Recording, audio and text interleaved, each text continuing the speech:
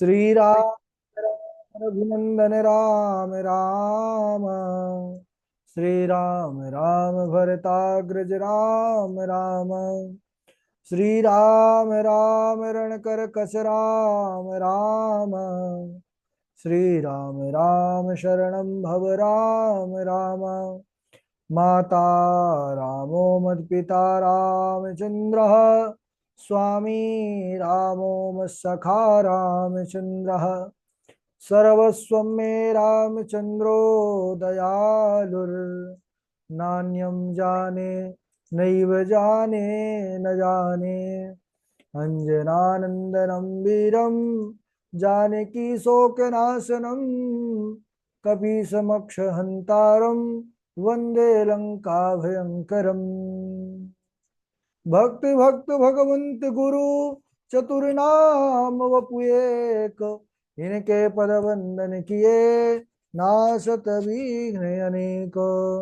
बोलिए श्री राघवेंद्र सरकार की जय। रामायण श्री राम कथा की जय। श्रीमद् गोस्वामी तुलसीदास जी महाराज की जय। परम मंगलमय परात्पर अखिलेश्वर अचिंत कल्याण गुणगण निधान सर्वेश्वर सर्वाधिपति श्रेष्ठ आचरणवान प्रजा के सुखदाता आनंद कंद श्री रामचंद्र कौशल्य आनंद वर्धन अवध नरेंद्र नंदन श्री रघुनंदन विदेह वन सभय जयंती जनक नरेंद्र नंदनी भासुती जगदीश्वरी माँ सुनैना की आंखों की पुतलिका विदेह जा जनकाधिराज तनया जनक राज किशोरी वैदेही मैथिली श्री राम प्राणवल्लभा श्री जानकी जी। इन दोनों युगल सरकार के पावन चरण अरविंदों पर कोटि नतमस्तक वंदन एवं अभिनंदन।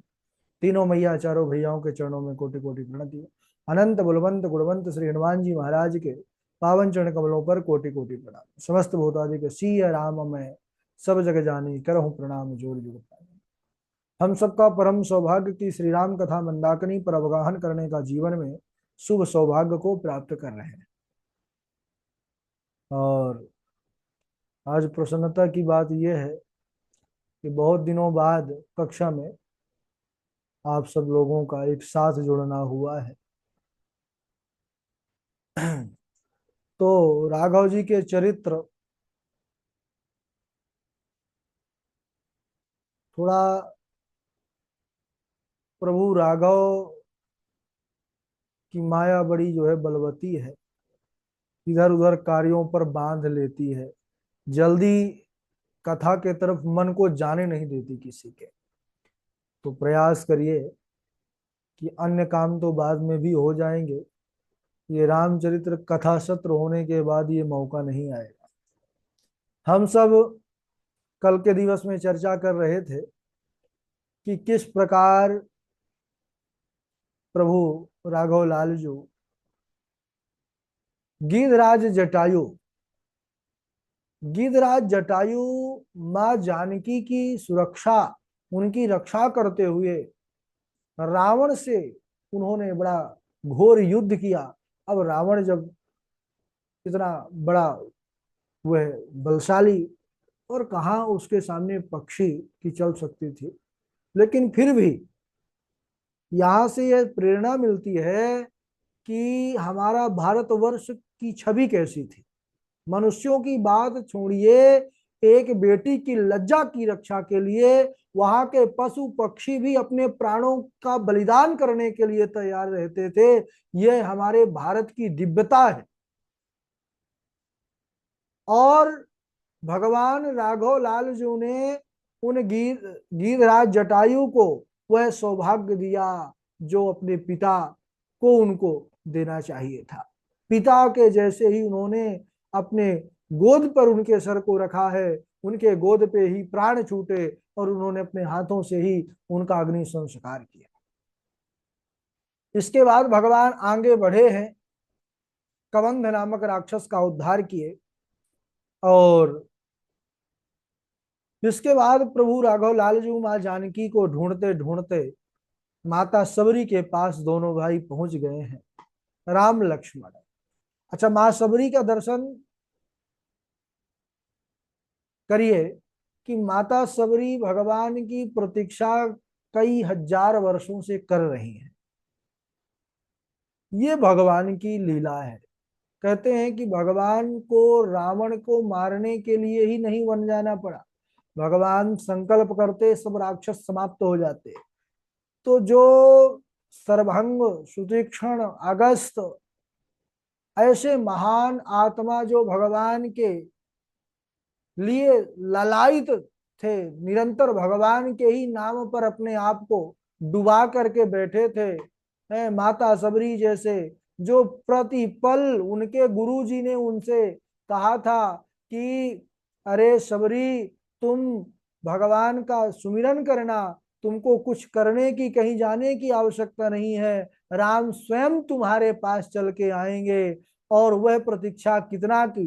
देखिए, ये कई बार हम सबको भी कहा जाता है, आचार्य गुरु जी कुछ कहते भी हैं साधन करने को, तो हम पूछते हैं कि गुरु जी कितने दिन में होगा। गुरु जी कह दिए कि 21 दिन में, तो अरे तुरंत हाथ जोड़ लेते हैं, क्या जो है 21 मिनट में नहीं हो जाएगा, 21 घंटे में नहीं हो जाएगा। तो यहाँ से दर्शन करने वाली बात है। गुरु जी ने उनको कहा था दर्शन होगा, लेकिन समय नहीं बताए थे।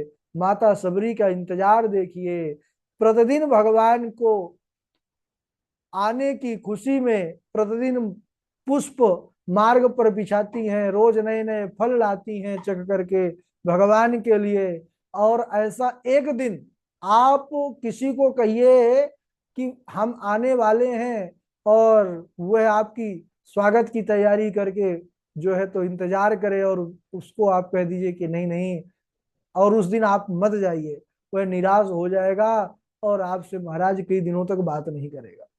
दूसरे दिन स्वागत की तैयारी तो बात छोड़िए, आपसे उसका जो है लड़ाई झगड़ा और हो जाएगा। और यहाँ माता सबरी प्रतिदिन वही उत्साह के साथ प्रभु राघव जी का जो है दर्शनों की अभिलाषा से इंतजार करती हैं कि कब आएंगे मेरे प्रभु, कब आएंगे मेरे प्रभु। बहुत लोग ताना भी मारते थे कि अरे तुम अब इतनी बूढ़ी हो गई हो और अभी तक तो राम तुम्हारे आए नहीं, प्रतिदिन ये पूरे मार्ग पर फूल बिछा देती हो, कहती हो मेरे राम आएंगे, हमको तो नहीं लगता तुम्हारे राम आएंगे। माता सबरी की आंखों से आंसू के धारा चलने लगती, कहने लगी कि अरे मैं बूढ़ी हो गई हूं, लेकिन मेरी प्रतीक्षा बूढ़ी नहीं हुई। क्यों? मुझे यह विश्वास है, पूर्ण विश्वास, कि मेरे घर राम अवश्य आएंगे। क्यों? बोले कि मेरे गुरु जी ने मुझसे कहा था, मेरे गुरु की वाणी कभी गलत नहीं हो सकती। और बस वही गुनगुनाती रहती, क्या? राघव कब आएंगे, रामा रामा रटते रटते बीती रे उमरिया, रघुकुल नंदन कब आओगे, भिलनी की डगरिया, रामा रामा रटते रटते। कब आएंगे प्रभु, कब दर्शन देंगे, बस यही मन में चलता है।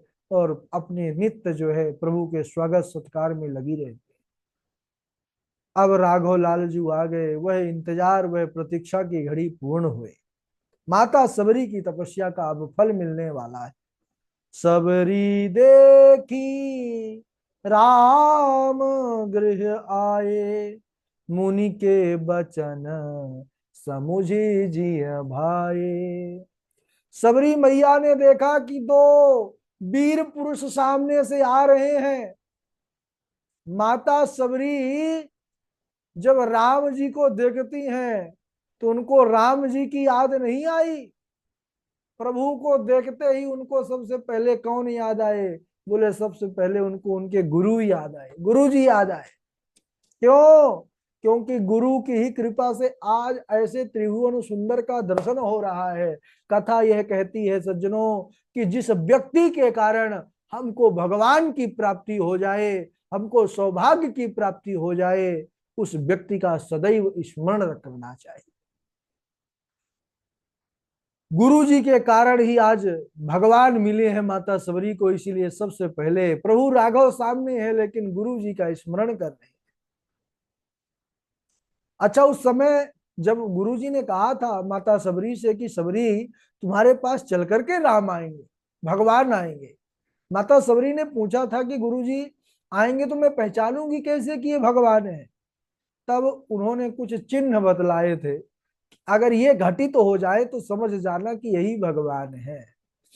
अब वह चिन्ह जो गुरुजी ने बताए थे, सूत्र, उन सूत्र को घटाना प्रारंभ कर दिया मैया ने। क्या कहा था गुरुजी ने? बोले सरसिज लोचन बाहु विशाला, जटा मुकुट सिर उर्बन माला। बोले कि यह 5 लक्षण जिनके अंदर दिख जाए, समझ जाना वही राम है। सबरी गुरु जी के वचनों का स्मरण करते हुए देखती हैं कि सरसिज लोचन, यानी कमल के समान, कमल नयन भगवान को कहा जाता है, कमल के समान उनके नेत्र। सबरी माँ ने देखा, रे तो बिल्कुल कमल के जैसे नेत्र के आकार हैं। प्रसन्न हो गई। पहला बात तो मिल गई। दूसरा, गुरु जी ने कहा था बाहु विशाला, आजान बाहु, और भगवान तो आजान बाहु हैं। घुटनों तक हाथ देखा तो बड़ी गदगद हो गई। बोले 2 बात मिल गई। अब इधर बोले तीसरा, बोले जटा मुकुट, यानी जटाओं का ही उनका मुकुट होगा। अब राम जी तो जटा ही धारण किए हैं, वनवासी वेश में है। ओ तीसरा भी मिल गया। अब माता शबरी की जो है प्रसन्नता बढ़ रही है। चौथा मिलान करने लगी। कहा था कि उर वनमाला, प्रभु के गले में वनमाला होगी। और सज्जनों वनमाला को देखी तो एकदम प्रसन्न हो गए। अब इधर अंतिम 5वां,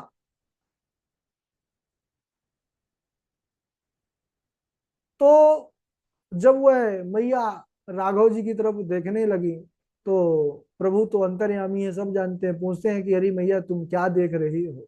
माता सबरी ने कहा, प्रभु अभी नहीं बताऊंगी, अभी पहले मेरा जो कुछ सोच रही हूँ वो पूरा तो हो जाए।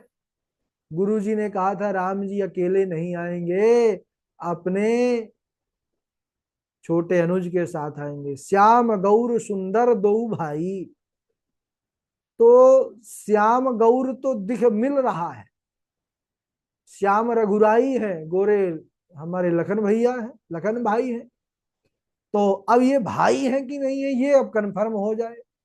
तो पूछने लगी शबरी मैया कि ये कौन है आपके? बोले हमारे भाई हैं। अच्छा। तब प्रभु रघुनंदन मुस्कुरा करके कहने लगे कि अरे माई, जिनको आप ढूंढ रहे हैं हम वही रघुराई हैं, और ये हमारे छोट भाई हैं। इतना सुना नहीं कि माता शबरी एकदम प्रसन्न हो गई। अब समझ गई मेरे राम आ गए। सबरी परन सबरी चरण,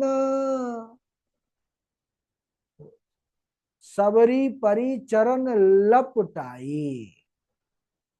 चरणों से लिपट गई माता शबरी। अब इधर गुरुजी ने कहा था कि भगवान आए तो उनके चरण धुलना। निवेदन करने लगी, प्रभु आपके चरणों को धुलना है। भगवान कहने लगे, माता आपके पास तो न तो जल है ना पात्र है, कैसे चरण धुलेंगे? सबरी माता ने कहा, प्रभु 10,000 वर्षों से प्रतीक्षा कर रही हूं। लोग कहते थे राम जी नहीं आएंगे, लेकिन आज तक कभी मैं रोई नहीं। लोगों के ताने को सुन करके तो वह अश्रु बिंद संजो करके रखी हूं कि जिस दिन राम आएंगे ये प्रेम अश्रु उनके चरणों पर ही जो है, मैं अपने प्रेम अश्रुओं से उनके चरणों को धुलूंगी। तो आज आंखों के जल से मां सबरी ने प्रभु के चरणों को धुला है, धन्य है। हाथ जोड़ करके कहने लगी कि मैं तो नीच जाति की हूं, मुझसे तो कुछ आता नहीं है, मैं किस भांति आपकी स्तुति करूं, क्योंकि ब्रह्मादि देवता भी आपकी स्तुति करने में समर्थ नहीं है। स्तुति ब्रह्मादीनामपि तद वसन्नस्त्वयि गिरा। मुझे तो कुछ आता नहीं है, ना तो कोई स्तोत्र कंठ है, ना कोई श्लोक याद है, मैं कैसे आपका स्तवन करूं? स्तोत्रम न जानामि देवेश किम करोमि प्रसीद में। राम जी कहते हैं, मैया मेरी बात सुनो। मैं ये नहीं देखता हूं कि कौन मेरी अच्छी संस्कृत से सुंदर स्तोत्र और श्लोकों से मेरी स्तुति कर रहा है, कौन मेरी साहित्यिक शब्दों से स्तुति कर रहा है, सुंदर शब्दों से, सुंदर छंदों से। मैं केवल एक नाता मानता हूं मैया, वो है भक्ति का नाता। जात पात कुल धर्म बड़ाई धन बल परिजन गुण चतुराई, कहते हैं ये सब हो किसी के पास, लेकिन भक्ति ना हो वह मेरे लिए उपयुक्त नहीं है। अरे भगतिहीन नर सोहई कैसा, बिनु जल वारिद देखिए जैसा। भक्ति हीन मनुष्य कैसे शोभा नहीं दे होता, बोले जैसे बिना जल का बादल।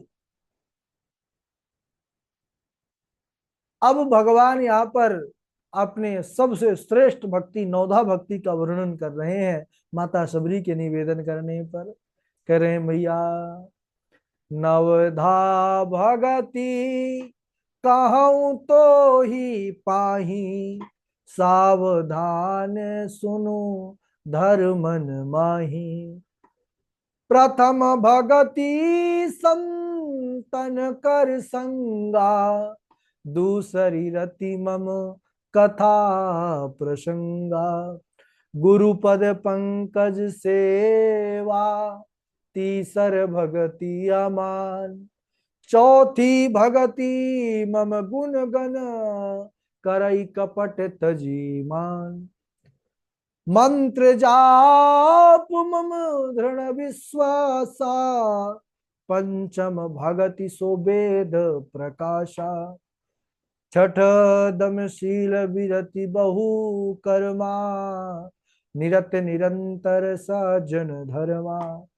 सातव सम मोहि मम समय, सातव सम मोहि मैं जग देखा। मोते अधिक संत कर लेखा, आठों जथा लाभ संतोषा। सपन्यु नहीं देखई पर दोषा। नवम सरल सब सन चलहीना, मम भरोसे हरस नदीना। बा अद्भुत भक्ति का वर्णन नवदा भक्ति का यहाँ पर रघुनाथ जी कर रहे हैं।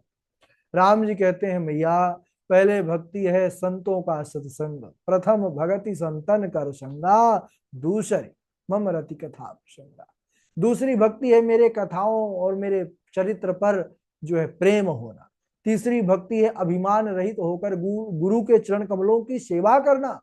चौथी भक्ति है कपट छोड़ करके प्रभु राम के गुणों का गान करना। राघव जी के नाम मंत्र का दृढ़ता पूर्वक जप करना, उन पर विश्वास रखना, ये पांचवी भक्ति है। छठवीं भक्ति यहाँ पर प्रभु ने कहा है इंद्रियों का निग्रह, अच्छा स्वभाव, अच्छा चरित्र। और सातवीं भक्ति कहा है जगत को समभाव से देखना।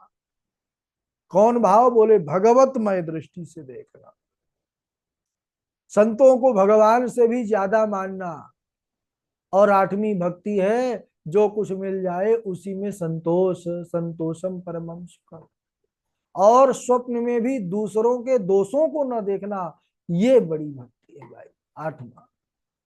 और हम सब करते क्या है, अच्छाई भले ना देखे, दोष सबसे पहले देखते हैं। तो फिर भक्ति कहां से, प्रभु कहां से कृपा करें। नौवीं भक्ति है सरल होना, कपट रहित जीवन जीना।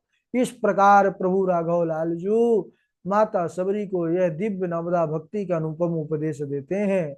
और उसके बाद पूछते हैं कि अब हम यहाँ से आगे की यात्रा करेंगे। और माता सबरी को उन्होंने दिव्य आशीर्वाद प्रदान किया है। आगे का प्रसंग बड़ा अद्भुत है। समय आज यहीं तक। बोलिए श्री रघुनाथ जी की जय।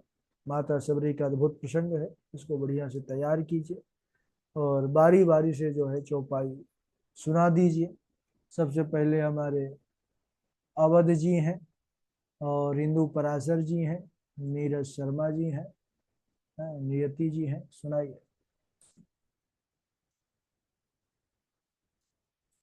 जी गुरु जी, प्रणाम। हाँ। ते पितु मात कहूँ सखी कैसे, जिन्हें पटयूं बन बालक ऐसे। राम लखन सिय रूप निहारी, होई सनेह बिकल नर नारी। प्रणाम जी। राधे राधे गुरु जी, प्रणाम। हाँ जी। मुनि अगस्त कर शिष्य सुजाना, नाम सुते क्षण रति भगवाना। मन क्रम बचन राम पद सेवक, सपने हुआन परोसन देवक। अविरल प्रेम भक्ति मुनि पाई, प्रभु देखहि तरुओट लुकाई। अति से प्रेम देख रघुवीरा, प्रगटे हृदय हरन भवबीरा। राधे राधे गुरु जी।